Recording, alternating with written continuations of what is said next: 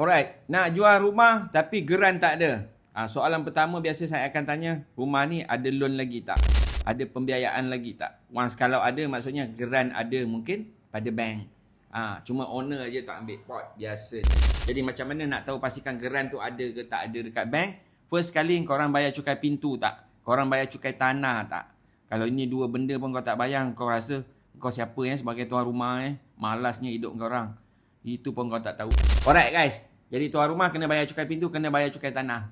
Bagi yang tak tahu macam mana nak cari geran, pastikan kau pergi cari dulu cukai tanah korang. Kalau cukai tanah tu dah nama korang, maksud tu itu nama rumah korang lah. Dan korang boleh berurusan dengan Pak Dia tolong jualkan.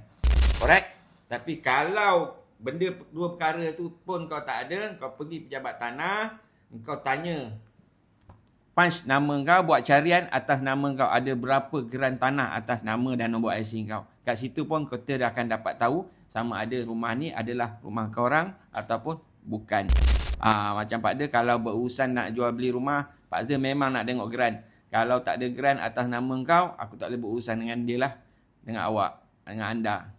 Alright? Pastikan geran adalah nama anda, barulah boleh kita uruskan untuk jual rumah anda. Alright, #cara Pak Dia.